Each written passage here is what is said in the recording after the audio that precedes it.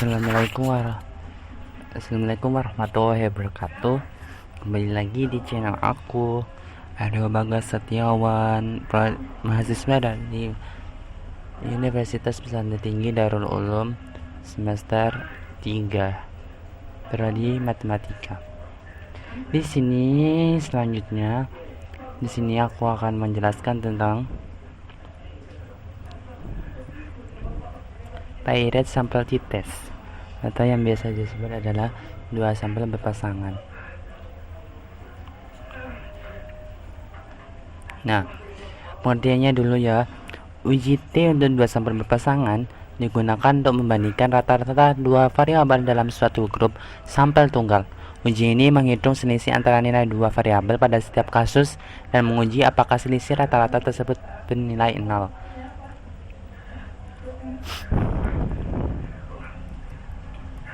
Terus lanjut kita ke kasusnya. Di sini saya mempunyai suatu kasus.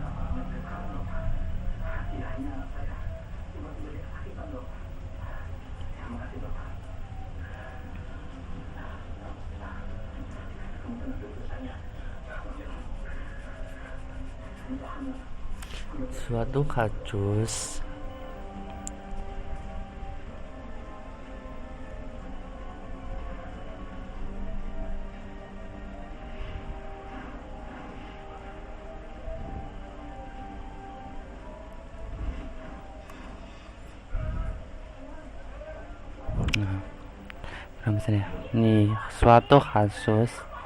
seorang peneliti ingin menguji efektivitas intervensi menulis ekspresif dalam upaya menurunkan tingkat depresi ringan pada mahasiswa. Untuk itu dilakukan penelitian eksperimen dengan model kuasi eksperimen menggunakan one group pre-test post-test design. Penelitian ini menguji tingkat depresi ringan mahasiswa antara sebelum dan sesudah diberikan intervensi menulis ekspresif. Penelitian ini ingin membuktikan apakah ada perbedaan tingkat depresi ringan mahasiswa antara sebelum dan sesudah diberikan intervensi menulis ekspresif. Berdasarkan 40 sampel mahasiswa yang dipilih secara random, mahasiswa diukur dengan BDI. Ini ada sampel datanya senilai semuanya berjumlah 40 mahasiswa.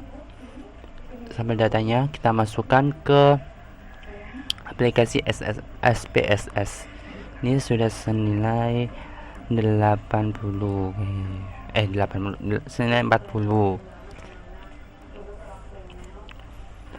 Seperti tadi pengisiannya itu ini kan sebelum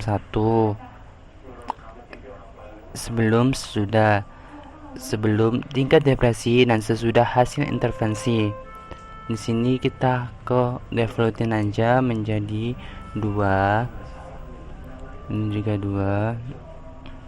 2. Di sini jangan lupa ya ditambahkan value kayak gini. Sebelumnya tuh gini. Nggak bisa dihapus ya. Jadi maaf. Sebelumnya kosong kayak gini. Kita isi 1 label sebelum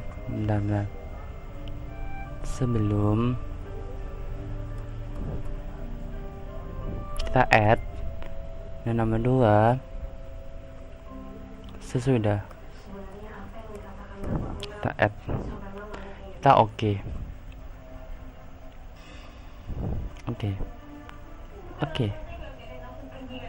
Nah, sudah saya oke.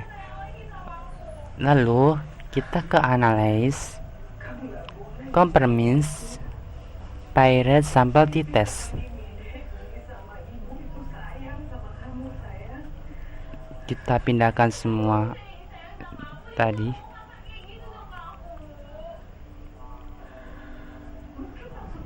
Nah, seharusnya cuma 1 ya guys. Ini tadi sudah saya praktekkan. Nah, nggak bisa kan? Salah emang.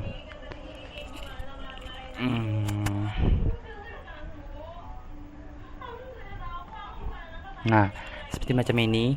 Kita pindahkan ke kanan semua. ini hasil intervensi, kita pindahkan ke kanan. Ya Allah, kita reset lagi.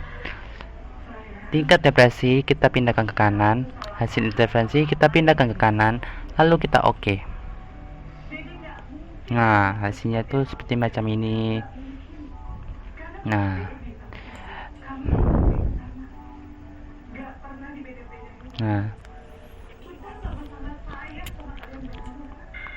kesimpulannya adalah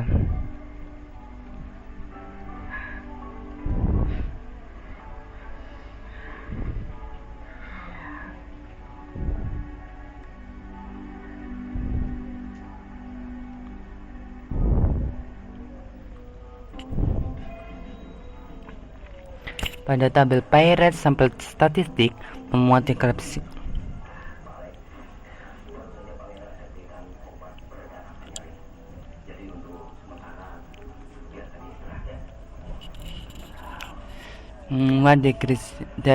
deskriptif tentang tingkat depresi mahasiswa sebelum dan sesudah diberikan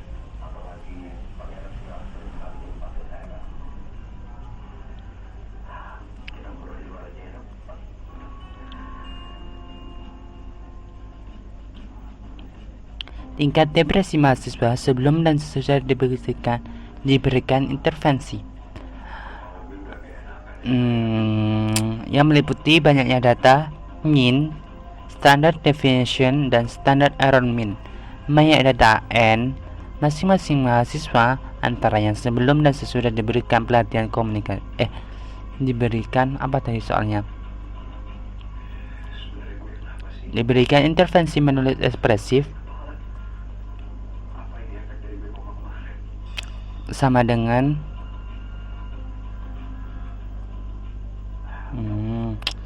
gimana tadi? Nah ya ampun, astagfirullahaladzim.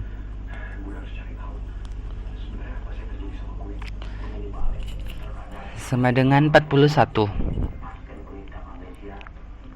Rata-rata tingkat depresi mahasiswa sebelum diberikan intervensi sama dengan 13,49, dan rata-rata self-efficacy tingkat depresi mahasiswa sesudah diberikan intervensi sama dengan 8,78.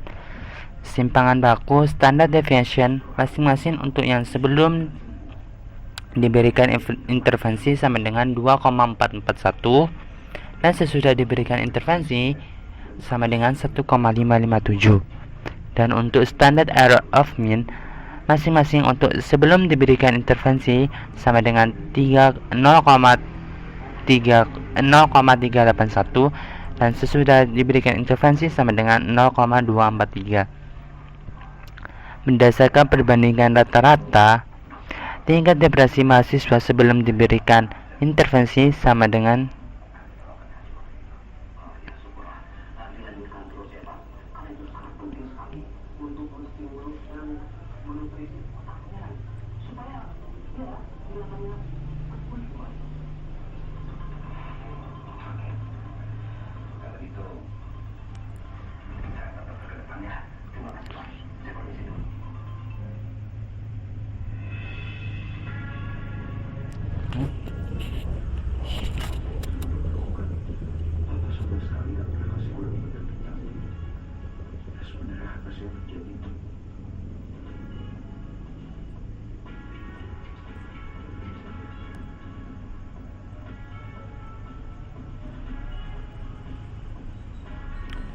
berdasarkan perbandingan rata-rata mahasiswa sebelum diberikan intervensi sama dengan 13,49 dan sesudah diberikan intervensi sama dengan 8,78.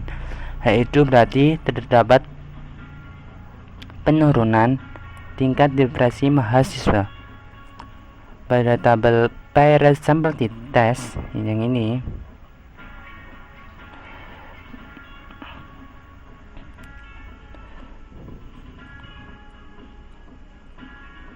memuat data tentang ada tidaknya korelasi antara intervensi sesudah dan sebelum diberikan intervensi, diperoleh korelasi sebesar